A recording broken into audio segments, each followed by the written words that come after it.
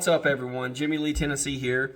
If you're new to my channel, I welcome you. Thank you for all my subscribers. I know my channel's kind of random, but I just like making videos, so it is what it is. So without further ado, I want to talk to you a little bit about my new purchase. It is a Milwaukee M18 20-inch chainsaw, the dual battery one. It was on back order for a while. I had it on my wish list on Home Depot, and I ended up paying a little under $800 because I found one on eBay for sale that was brand new. But you can also get the Milwaukee kit that has the saw, 4 batteries, the supercharger, and the rapid charger for like $1,200, I believe. But that being said, I just wanted the saw because I already have some extra batteries.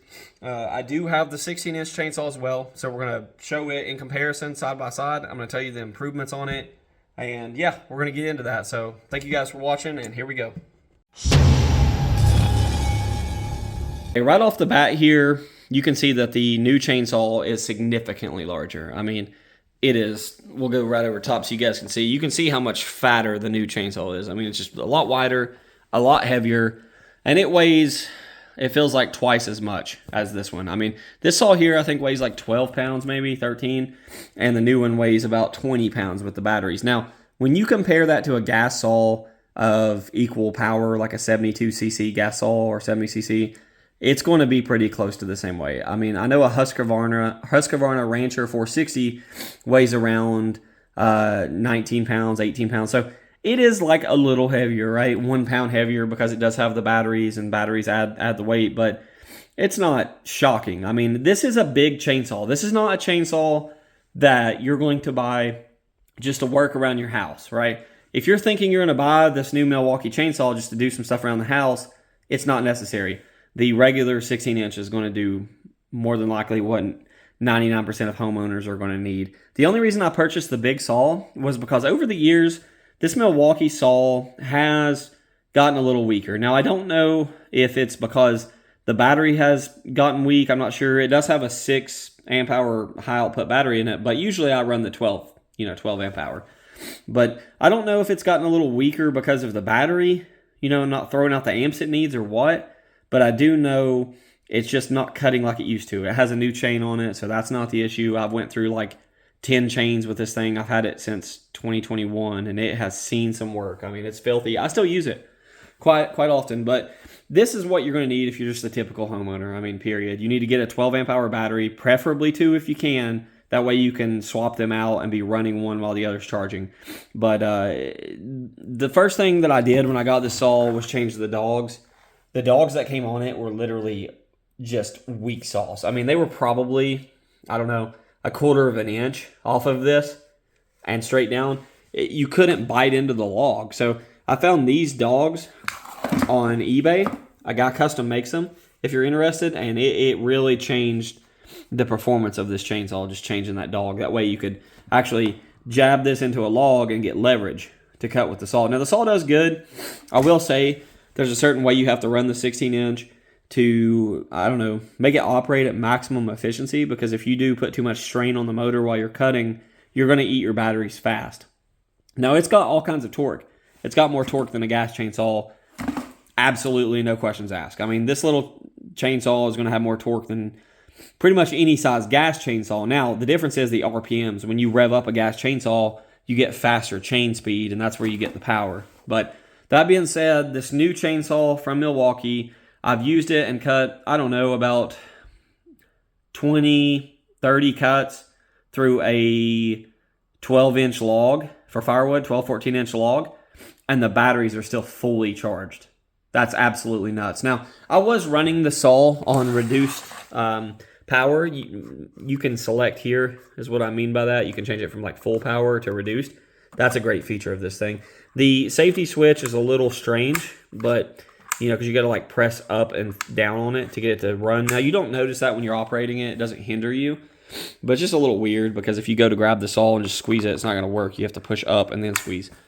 But the thing is an absolute monster. It is just very heavy. Now, you don't buy this chainsaw, like I said, as a typical homeowner and say, I'm just going to take this around the yard and trim limbs. That's not what this saw is for. This saw is more or less for somebody that does tree work every day. So maybe if you have a large farm and you're out there clearing your trails all the time for your tractor or your ATV, you're going to want to go with that one, right? It's $899, I believe, just as it sits there with the 2 batteries and the rapid charger, which will charge the batteries in like an hour and a half. But from what I can see, I mean, with these new forged batteries, I'm not going to have to charge it very much. I mean, like I said, I made like 20 or 30 cuts with, through a 12 to 14 inch log, whatever I said before, and it didn't even run the batteries down 1 bar. So I'm not sure that that's going to really be a hindrance. Now, one thing I do like about it, if I get this chain guard off,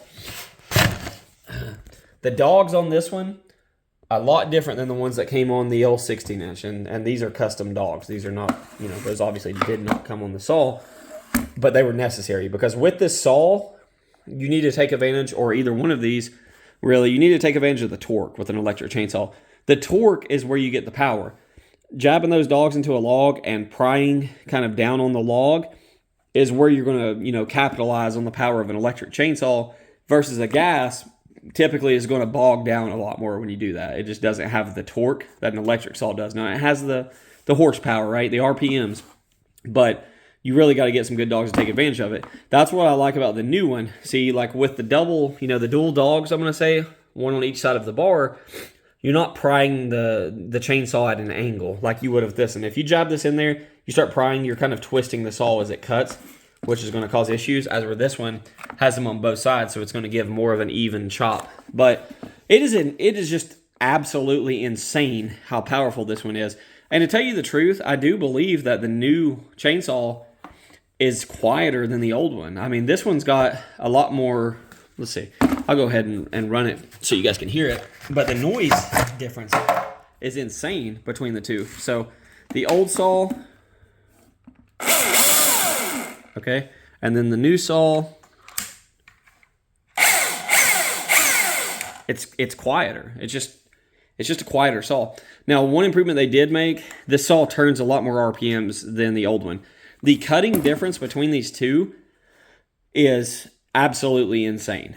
This 16-inch saw will not even compare to the 20-inch. I'm just going to let you guys know. If you have the 16-inch and you're upgrading because you find yourself cutting more and more trees like I did, this was fun, and just as a homeowner. But then when I started, I bought some land and I have a lot of trees to clear, I had to upgrade, and I just wanted to stick with an electric saw, like I said, because it's not something I'm running all the time. It's just I'm out there cutting large trees nowadays. But anyways, the difference in cutting power is absolutely insane. The quality is different. I mean, one thing I do like that they've done is whenever you remove the nuts to basically take off the cover for the bar, the nuts stay on the guard. So no more taking these off and losing them.